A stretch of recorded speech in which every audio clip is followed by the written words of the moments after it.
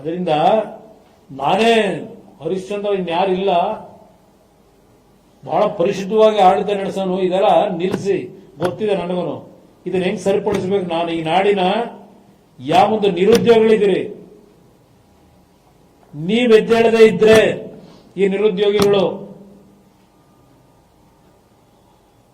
ನಿಮ್ ಉದ್ಯೋಗ ದೊರಕೋದು ಅಷ್ಟು ಸುಲಭ ಇಲ್ಲ. ಇಲ್ಲಿ ಮನೆ ಮಠ ಹಾಳು ಮಾಡ್ಕೊಂಡು 1 ಕೋಟಿ 2 ಕೋಟಿ ದುಡ್ಡು ಕೊಟ್ಟು ಇಲ್ಲಿ ಅಪಾಯಿಂಟ್ಮೆಂಟ್ ತಗೊಂಡು ಯಾರು ತಲೆ ಹೊಡಿತೀರ ಮೇಲೆ ನೀವು? ಯುವಕರಿಗೆ ನಾನು ಹೇಳಕ್ ಬಯಸ್ತೀನಿ, ಇಲ್ಲೆಲ್ಲೋ ನಾನೊಂದು ಸಂಪಾದಕೀಯ ನೋಡಿದೆ, ಕೆಪಿಎಸ್ಸಿ ರಾಜಕೀಯ ಹಸ್ತಕ್ಷೇಪದ ತಡೆ ಅಗತ್ಯ. ಹೌದು, ಬರೆದಿದೆ, ದೊಡ್ಡ ಆರ್ಟಿಕಲ್ ಇದೆ ಎಡಿಟೋರಿಯಲ್. ಯಾರು ಈ ರಾಜಕೀಯ ಹಸ್ತಕ್ಷೇಪನ ತಡಿಬೇಕು?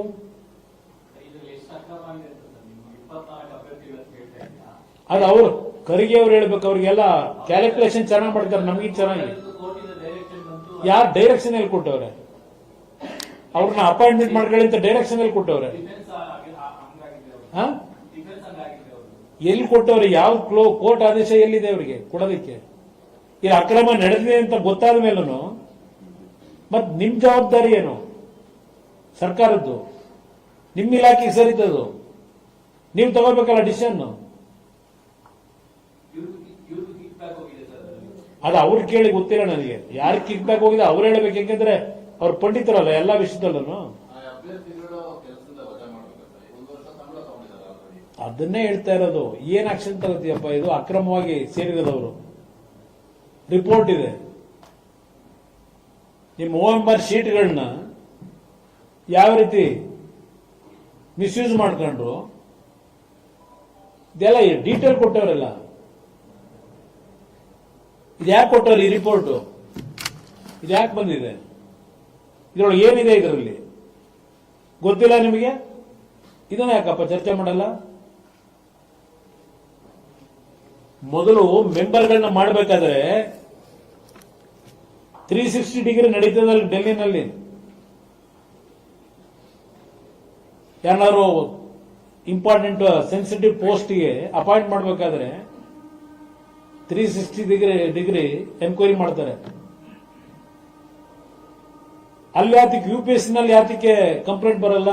ಪ್ರತಿ ವರ್ಷ ನಡೆಸ್ತಾರಲ್ಲ ಎಕ್ಸಾಮ್ಗಳನ್ನ, ಇಲ್ಲಿ ಯಾಕೆ ಬರ್ತಾ ಇದೆ KPSC? ಇದು ಕರ್ನಾಟಕದಲ್ಲಿ ಕಳೆದ 20 ವರ್ಷದಿಂದ. ಇಲ್ಲಿ ಮೆಂಬರ್ ನೀವು ಬೇವಿನ ಮರ ನೆಟ್ಬಿಟ್ಟು ಮಾವಿನಕಾಯಿ ಕೊಡ್ಲಿಲ್ಲ, ಕಿತ್ಲೆಹಣ್ಣು ಕೊಡ್ಲಿಲ್ಲ ಅಂದ್ರೆ ಕೊಡ್ತದ ಬೇವಿನ ಮರ? ನಿಮ್ಮಲ್ಲಿದೆ ಲೋಪದೋಷ. ಇಲ್ಲಿ ಜಾತಿ ಹೆಸರಿನಲ್ಲಿ ಆ ಜಾತಿನಲ್ಲಿ ಮಾಡಿದ್ರೆ ಆ ಜಾತಿ ಓಟ್ ನಮಗ್ ಬರುತ್ತೆ, ಇಲ್ಲ ಇಷ್ಟು ದುಡ್ಡು ತಗೊಂಡ್ರೆ ಅವನು ಪರಿಶುದ್ಧವಾಗಿರ್ತಾನೆ, ದುಡ್ಡು ಕೊಟ್ಟು ಬಂದ್ರೆ. ಈ ಅಳತೆ ಹೋಲಿಟ್ಟಿನ ನೀವು ಅಪಾಯಿಂಟ್ಮೆಂಟ್ ಮಾಡಿದ್ರೆ KPSC ಉಳಿಸ್ತೀರಿ ನೀವು. ಇನ್ನ 50 ವರ್ಷ ಆದ್ರೂ ಇಂಥ ಆಡಳಿತ ನಡೆಸ್ಕೊಂಡು ನೀವು ಆ KPSC ಉದ್ಧಾರ ಮಾಡ್ತೀರಾ ನೀವು? ನಿಮಗೆ ಗೊತ್ತಿಲ್ವಾ ಇಲ್ಲಿ ಏನು ನಡೀತಿದೆ? ಹೇಳಿ ಸರ್.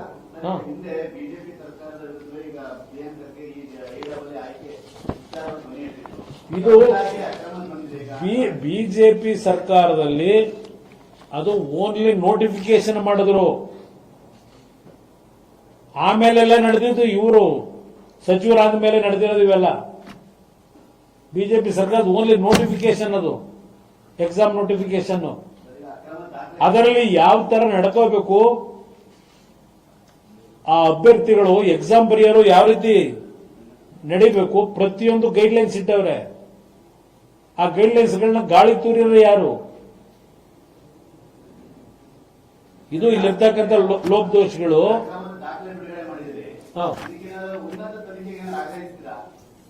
ತನಿಖೆಗಲ್ಲ, ಮೊದಲು ಇಷ್ಟೆಲ್ಲ ಭಾಷಣ ಮಾಡ್ತಾರಲ್ಲ, ರಾಜೀನಾಮೆ ಕೊಟ್ಟು ಹೊರಗೆ ಬಂದು ರಾಜಕೀಯ ಮಾಡಬೇಕು. ಇಲ್ಲಿ ಅಧಿಕಾರ ಕೊಟ್ಟಿದ್ರಲ್ಲ, ವಿಷಯ ಗೊತ್ತಿದ್ದು ಇಂಥವ್ರನ್ನ ಹೆಂಗ್ ಅಪಾಯಿಂಟ್ಮೆಂಟ್ ಮಾಡ್ಕೊಂಡಿದ್ರಿ? ಇಷ್ಟೆಲ್ಲ ಇದ್ದು ಮೆಟೀರಿಯಲ್ ಇದೆ, ಯಾತ್ರಿಕ್ ಮೌಲಿಕ ಶರಣ ಆಗಿದೆ. ಬರೀ ಇದ್ರ ಬೇರೆ ಹೇಳ್ತಿರಲ್ಲ, ಈಗಲೂ ನಿರಂತರವಾಗಿ ನಡೀತಾ ಇದೆ ಇಲ್ಲಿ.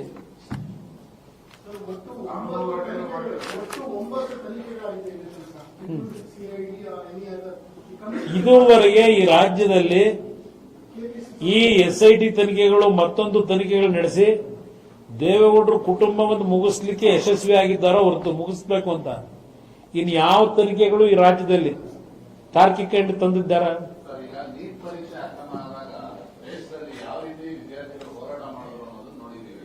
ನಾನು ಅದಕ್ಕೆ ಇಲ್ಲಿಯ ಧಾರವಾಡದಲ್ಲಿ ನಿನ್ನೆ ಅವರೇ ರೆಫರ್ ಮಾಡವ್ರೆ, ಪ್ರಿಯಾಂಕ ಖರ್ಗೆ ಅವರೇ.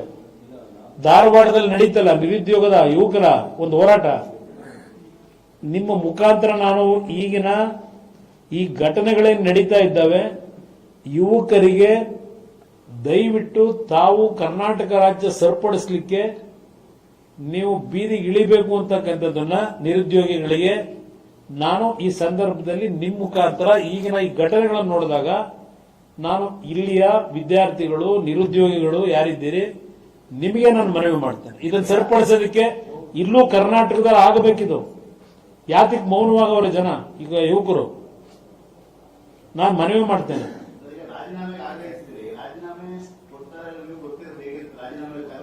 ಇದು ನಾನು ಅದಕ್ಕೆ ಹೇಳ್ತಾ ಇರೋದು, ಇಷ್ಟೆಲ್ಲ ಅಕ್ರಮ ಆದ್ರೂ ಅಪಾಯಿಂಟ್ಮೆಂಟ್ ಕೊಟ್ಟಿದ್ದೀರಿ, ಇದು ನಿಮ್ಮದೇ ಜವಾಬ್ದಾರಿ, ಸರ್ಕಾರದ್ದೇ ಜವಾಬ್ದಾರಿ.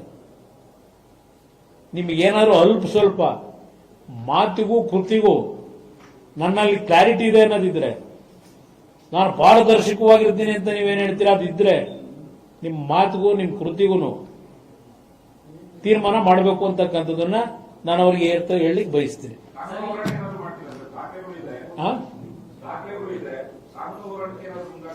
ಈಗಾಗಲೇ ಅಪಾಯಿಂಟ್ಮೆಂಟ್ ಕೊಟ್ಟವರಲ್ಲ, ಕಾನೂನಿನಲ್ಲಿ ಕೆಲವು ತೀರ್ಪು ಕೊಟ್ಟರು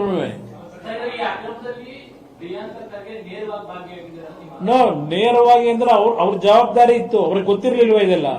ಅಪಾಯಿಂಟ್ಮೆಂಟ್ ಕೊಡಬೇಕಾದ್ರೆ ನಿಲ್ಲಿಸಬೇಕಾಗಿತ್ತಲ್ವಾ?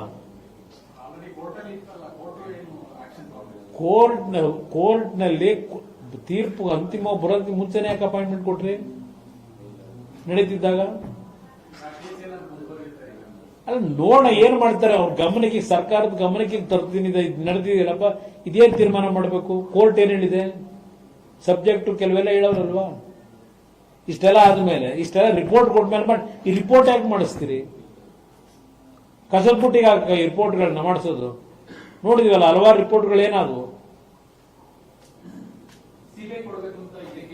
ಇದನ್ನೇ ಕೋರ್ಟ್ನಲ್ಲಿ ಹೇಳ್ತಾರೆ. ಅದಕ್ಕೆ ನಾನು ಓದದ್ನಲ್ಲ, ಸಿಬಿಐ ಅಡ್ವೊಕೇಟ್ ಅನ್ನು ನೆಕ್ಸ್ಟ್ ಇಯರಿಂಗ್ ಬರಬೇಕು, ಅವ್ರಿಗೆ ನೋಟಿಸ್ ಕೊಡಿ, ಅವ್ರಿಗೂ ಬರಕ್ ಹೇಳಿ ಅಂತ ಹೇಳಿ ಆದೇಶ ಮಾಡುತ್ತೆ ಕೋರ್ಟಲ್ಲಿ. ಇದು ಸಿಬಿಐ ಫಿಟ್ ಕೇಸ್ ಇದು ಕೊಡಬೇಕು ಅಂತ ಹೇಳಿ ನಾನು ಹೇಳ್ತಿರೋದಲ್ಲ, ಕೋರ್ಟ್ ರೆಫರ್ ಮಾಡಿರೋದು ಇದನ್ನ. ಆ ಹುಡುಗರು ಪರವಾಗಿ ಇರೋರು ಹೇಳ್ತಾರೆ ಸಿಬಿಐ ಕೊಟ್ಬಿಡಿ ಅಂತ.